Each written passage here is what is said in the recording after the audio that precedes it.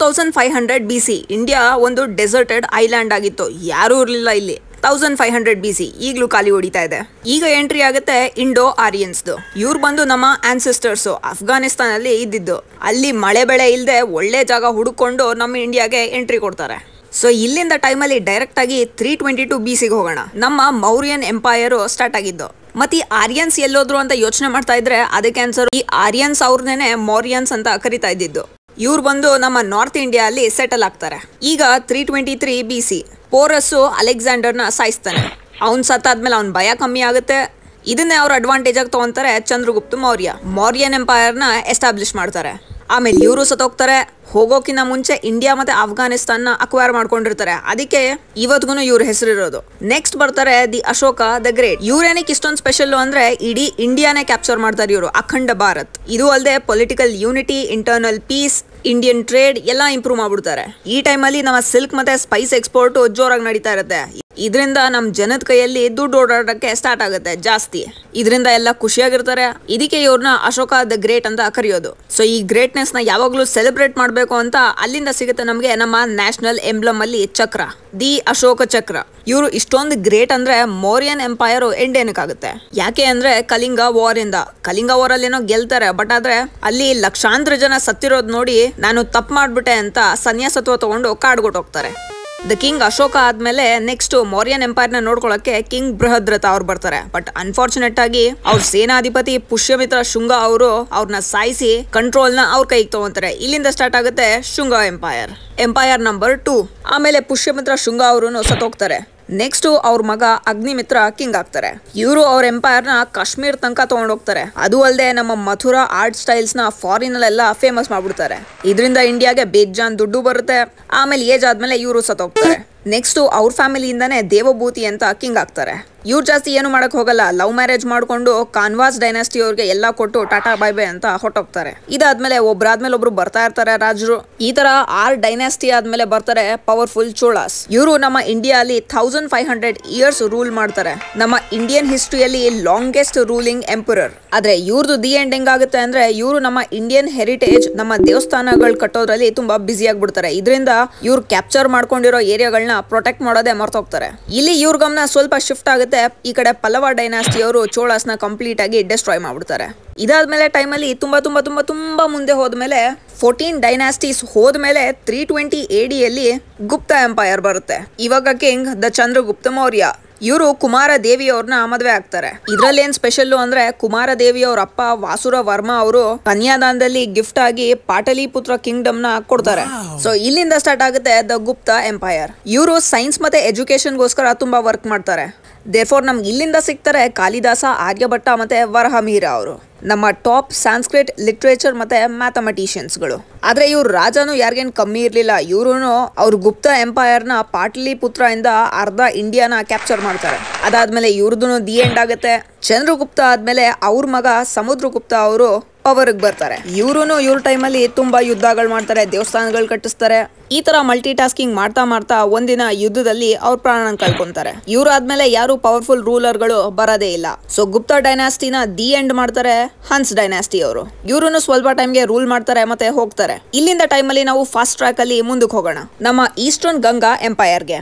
ಇಲ್ಲಿನ ರಾಜ ಇಂದ್ರವರ್ಮ ಅವರು complete ಒಡಿಸ್ಸಾನ capture ಮಾಡ್ತಾರೆ. ಇನ್ನೇನ್ ಮುಂದಕ್ಕೆ ಹೋಗ್ಬೇಕು ಅಷ್ಟರಲ್ಲಿ ಬೇಡ್ಲಿಲ್ದಿರೋ ಸಂಬಂಧಿಕರು ಮನೆಗ್ ಬಂದಂಗೆ ಮೊಘಲ್ಸ್ ಅವ್ರು ಬರ್ತಾರೆ. ಎದ್ ಹೋಗಿ ಅಂತ ತಳ್ಳುದ್ರು ಅಲ್ಲಾಡಲ್ಲ. ಸೊ ಇವ್ರುಗಳಿಂದ ವಾರ್ ಸ್ಟಾರ್ಟ್ ಆಗುತ್ತೆ. ಮುಘಲ್ಸ್ ವರ್ಸಸ್ ವೆಸ್ಟ್ ಗಂಗಾಸ್. ಈ ವಾರ್ ನಡೀತಾ ಇತ್ತು ನಮ್ಮ ಕರ್ನಾಟಕದಲ್ಲಿ, ಅದು ಗಂಗಾ ರಿವರ್ ಹತ್ರ. ಇದೇ ಟೈಮಲ್ಲಿ ಬೆಂಗಾಲಲ್ಲಿ 400 ಇಯರ್ಸ್ ಇಂದ ನಮ್ಮ ಪಾಲಾ ಎಂಪೈರ್ ರೂಲ್ ಮಾಡ್ತಿರ್ತಾರೆ. ಈ ಕಡೆ ಸೌತ್ ಅಲ್ಲಿ 1000 CE ಇಂದ ನಮ್ಮ ಹೊಯ್ಸಳ ಎಂಪೈರ್. ಇವರಿಬ್ರು ಮಧ್ಯ ನಮ್ಮ ಈಸ್ಟ್ ಗಂಗಾ ಎಂಪೈರ್. ಈ 3 ಎಂಪೈರ್ ಒಟ್ಟಿಗೆ ಸೇರ್ಕೊಂಡು ಇನ್ನೇನ್ ಮೊಘಲ್ಸ್ ನ ಓಡಿಸೋದ್ರಲ್ಲಿರ್ತಾರೆ. ಅಷ್ಟರಲ್ಲಿ 1950 CE ಅಲ್ಲಿ ಡೆಲ್ಲಿಯಲ್ಲಿ ಕುತ್ಕೊಂಡಿರೋ ಫಿರೋಜ್ ಶಾ ತುಗ್ಲಕ್ ಅವರು ಒಡಿಶಾ ಮೇಲೆ ಅಟ್ಯಾಕ್ ಮಾಡಿ ಗಂಗಾ ಎಂಪೈರ್ ನ ಸೋಲಿಸ್ತಾರೆ. ಅದಾದ್ಮೇಲೆ ನೆಕ್ಸ್ಟ್ ಪಾಲಾ ಎಂಪೈರ್. ತುಗ್ಲಕ್ ಆದ್ಮೇಲೆ ಅವನ್ ಹಿಂದೆ ಬರ್ತಾನೆ ಅಲಾವುದ್ದೀನ್ ಖಿಲ್ಜಿ. ಇವನು ಹೊಯ್ಸಳ ಎಂಪೈರ್ನು ಕ್ಯಾಪ್ಚರ್ ಮಾಡ್ಕೊಂಡ್ಬಿಡ್ತಾನೆ. ಈ ತರ ಎಂಟ್ರಿ ತಗೊಂತಾರೆ ಮೊಘಲ್ಸು ಇಂಡಿಯಾ ಒಳಗೆ. ನೀವೇನ್ ನೋಡ್ತಾ ಇದ್ದೀರಾ, ನಮ್ಮ ಇಂಡಿಯಾದ ಸ್ಥಿತಿ ಹಿಂಗೆ ಇರುತ್ತೆ.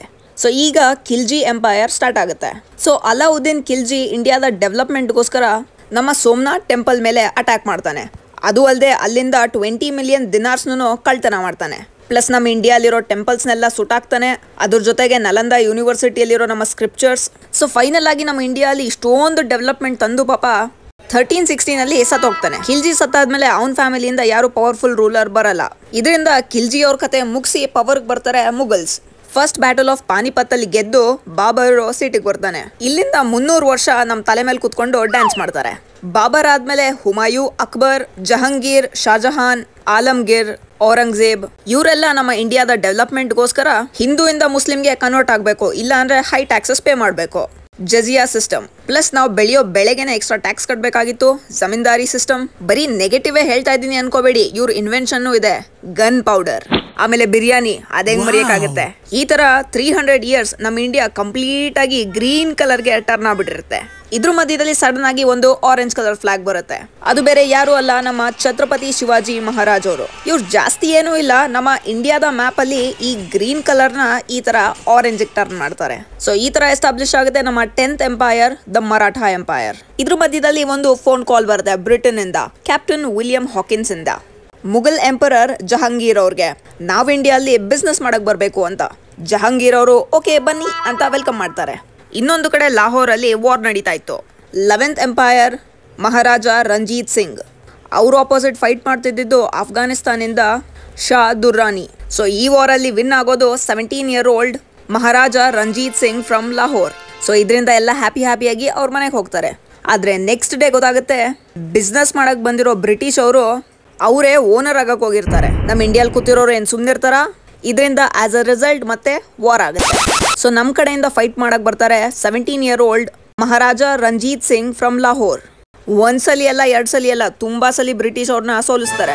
ಈ ಕಡೆ ಪೇಶ್ವಾದ ಕೊನೆ ರಾಜ ಪೇಶ್ವಾ ಬಾಜಿರಾವ್ 2 ಇವರು ಬ್ರಿಟಿಷ್ ಅವ್ರ ಅಗೇನ್ಸ್ಟ್ ಸೋತೋಗ್ತಾರೆ ಇಲ್ಲಿ. ಇದೇ ಟೈಮಲ್ಲಿ ಅನ್ಫಾರ್ಚುನೇಟ್ ಆಗಿ ಪಂಜಾಬಲ್ಲೂ ಫಸ್ಟ್ ಆಂಗ್ಲೋ ಸಿಖ್ ವಾರ್ ಅಲ್ಲಿ ಸಿಖ್ ಸೋತೋಗ್ತಾರೆ. ವಾರ್ ಮುಗ್ದಾದ್ಮೇಲೆ ಕಂಪ್ಲೀಟ್ ಇಂಡಿಯಾನ ಬ್ರಿಟಿಷ್ ಈಸ್ಟ್ ಇಂಡಿಯಾ ಕಂಪನಿ ಅವರು ಕಂಟ್ರೋಲ್ ತಗೊಂತಾರೆ. ಇಂಡಿಯಾದ ಲಾಸ್ಟ್ ಎಂಪೈರ್ ಬಂದು ದ ಬ್ರಿಟಿಷ್ ಎಂಪೈರ್. ಇವ್ರು ನಾವ್ ಯಾರಿಗೂ ಕಮ್ಮಿ ಇಲ್ಲ ಅಂತ ಒಳ್ಳೊಳ್ಳೆ ಡೆವಲಪ್ಮೆಂಟ್ ತಗೊಂಡ್ಬರ್ತಾರೆ. Zamindari system, commercialisation of agriculture, economic depression, Jallian Walabagh massacre, India's partition in World War II. ಕೇಳ್ದವ್ರ ಕಣ್ಣಲ್ಲಿ ನೀರು ಬರಬೇಕು, ಇಷ್ಟೊಂದು ಡೆವಲಪ್ಮೆಂಟ್. ಓಕೆ, ಜಾಸ್ತಿ ಕಾಲೆಳಿಯೋದು ಬೇಡ, ಮಾಡೋದೇನೋ ಮಾಡಿದ್ರು, ಬಟ್ ಆದ್ರೆ ಇವ್ರ ಡೆವಲಪ್ಮೆಂಟ್ಗಳು ಇದೆ. ಇವ್ರಿಗೆ ಸೀರಿಯಸ್ ಆಗಿ ನಾವು ಕ್ರೆಡಿಟ್ ಕೊಡಬೇಕಾಗಿರೋದು railway system, abolition of caste and sati, ನಮ್ಮ ಎಜುಕೇಶನ್ ಸಿಸ್ಟಮ್ ಇನ್ನ ಇಂಪ್ರೂವ್ ಆಗುತ್ತೆ, ಡೆಮೋಕ್ರಸಿ ಬರುತ್ತೆ. ಇದು ಎಲ್ಲಾದ್ರ ಮಧ್ಯದಲ್ಲಿ ಅವ್ರ ಟಾರ್ಚರ್ ಇಂಡಿಯಾ ಅಲ್ಲಿ ಜಾಸ್ತಿ ಆಗ್ತಾನೆ ಹೋಗುತ್ತೆ. ಸೊ ಇದರಿಂದ ಈ ಟಾರ್ಚರ್ ನ ನಿಲ್ಸ್ಬೇಕು ಅಂತ ಎಂಟ್ರಿ ಆಗುತ್ತೆ ಮಹಾತ್ಮ ಗಾಂಧಿ ಅವ್ರದ್ದು. ಇವರು ನೀವ್ ಇಲ್ಲಿಂದ ಜಾಗ ಖಾಲಿ ಮಾಡೋ ತನಕ ನಾನು ಅನ್ಷನ್ ಮಾಡ್ತೀನಿ ಅಂತ ಕುತ್ಕೊಂತಾರೆ. ಈ ಟೀಚರು ಸೈಲೆಂಟ್ ಆಗಿ ಬುದ್ಧಿ ಹೇಳಿದ್ರೆ ಇನ್ನೊಬ್ರಿಗೆ ಇನ್ನ ತಲೆ ಕೆಟ್ಟು ಇಲ್ಲಿಂದ ಜಾಗ ಖಾಲಿ ಮಾಡ್ತೀರಾ ಇಲ್ಲ 2 ಕೊಡ್ಲಾ ಅಂತ ನಿಂತ್ಕೊಂತಾರೆ ನಮ್ಮ ಸುಭಾಷ್ ಚಂದ್ರ ಬೋಸ್ ಅವರು. ಸೊ ಇದರಿಂದ ಇವ್ರಿಗೆಲ್ಲ ಥ್ಯಾಂಕ್ಸ್ ಹೇಳ್ಬೇಕು. 15th August 1947 ನಾವು ಕಂಪ್ಲೀಟ್ ಆಗಿ ಫ್ರೀ ಆದ್ವಿ.